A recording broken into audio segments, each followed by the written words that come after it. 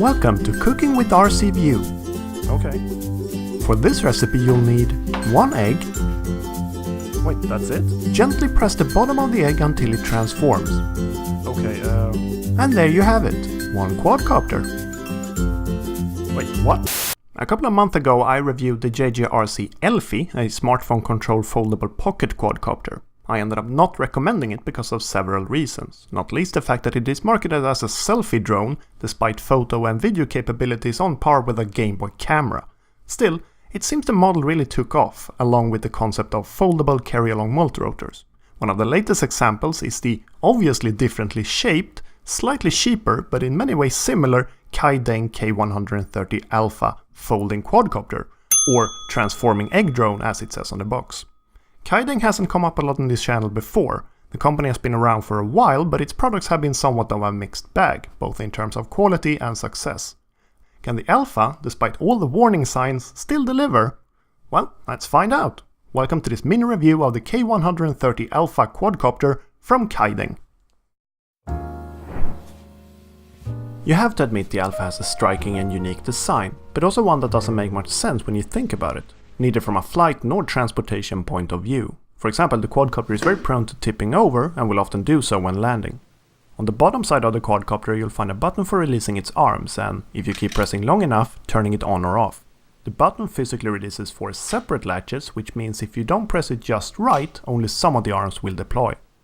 The motors are 7mm in diameter, and because they point downward, unlike the Elfie, they don't need any gears to angle the rotational motion. The propellers are broad, 2-bladed and around 3.5 cm long. A spare set comes included with the quadcopter. Despite the unusual exterior, the Alpha is just like any other toy-grade multirotor on the inside. There is a flight board mounted horizontally at the top, a camera, and I suspect Wi-Fi module in the front, and a battery in the back. Needless to say, repairing the quadcopter will pose some unique challenges.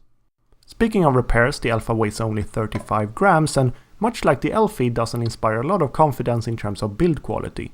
Mine is still holding up, but I'm worried about the longevity of the springs holding the arms up when flying and the latches holding them down when not. The charging port, a micro 2-pin JST connector, is located between the rear arms. Charging the 200 mAh single-cell LiPo using the included USB charging cable takes around 45 minutes and provides around 5 minutes of flight time, 3 minutes less than the Elfie with its 500 mAh battery. The Alpha can be flown using only a phone or tablet, but there's also a version that includes a physical transmitter, though this wasn't available when I placed my order. I don't know if they're otherwise identical, but I haven't been able to bind the Wi-Fi only version to any of my transmitters. Just like the Elfie, at least this version of the Alpha comes in a fancy Apple-like box, which you can also use to store or transport the quadcopter, if you don't want to use an egg carton that is. Apart from the accessories I mentioned, it also includes a small but surprisingly decent instruction leaflet. Unless you get the version which includes the transmitter, your only option for controlling the Alpha is with an iOS or Android app over Wi-Fi. I covered this type of solution in depth in other reviews, but suffice to say it will inevitably mean 2 things. Range will be limited and there will be noticeable latency, or lag. In these regards, the quadcopter seems neither better nor worse than other Wi-Fi control models I've tested, but combined with the feedbackless on-screen controls, it's limiting enough to not be able to fly like you would with a regular transmitter, which is a shame as the quadcopter otherwise seems to fly fine. The companion app is called Panton Ma FPV after an earlier KaiDeng model, the ill-fated obstacle-avoiding K80. It looks different from the apps of other Wi-Fi controlled multirotors I've tested, but in terms of functionality and, I suspect, the underlying code, it's identical. When connected to the quadcopter, the app will display a live video feed with the controls overlaid on top. Apart from virtual equivalents of the stick, trims and buttons of a regular transmitter, there are also a few unique features, most notably the ability to control pitch and roll by tilting your device.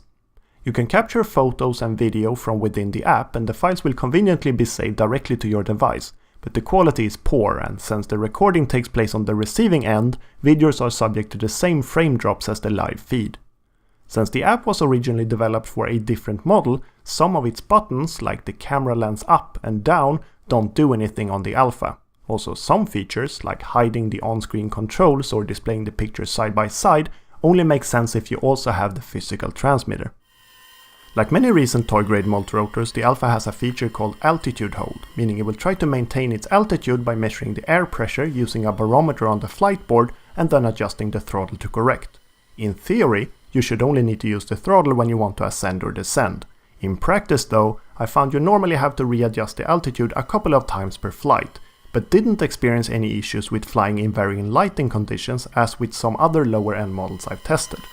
The Alpha also has a poor man's, as in non-compass assisted headless mode, which tried to simplify flying by adjusting your inputs to the quadcopter's orientation, return to home, which will just fly the quadcopter backwards in headless mode, and automatic flips, which are mentioned in the instruction manual, but I haven't found a way to access from the app. In summary, I unfortunately had a frustrating time with the KaiDeng K130 Alpha. I don't want to say it's a trap, but in a way, it's a trap! Its admittedly unique and striking design makes it seem really exciting, while its low price turns off your critical thinking and lulls you towards an impulse purchase. I say, spare yourself the disappointment by resisting that notion. The model does little if anything to improve upon or even address the shortcomings of similar previous attempts like the Elfie. Photos, videos and the build quality all leave a lot to be desired, and the Wi-Fi control and FPV solution kinda works but is too laggy to offer much satisfaction. In all fairness, there is nothing explicitly broken or dishonest about the Alpha. The features promised on the tin are there and to some extent working, just not as well as you'd imagine. That's reason enough for me to not recommend the Alpha.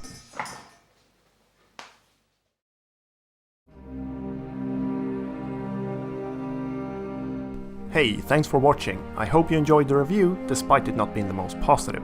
If there's another model out there you think I should have a look at, feel free to drop a comment below. Alright, see you soon, bye!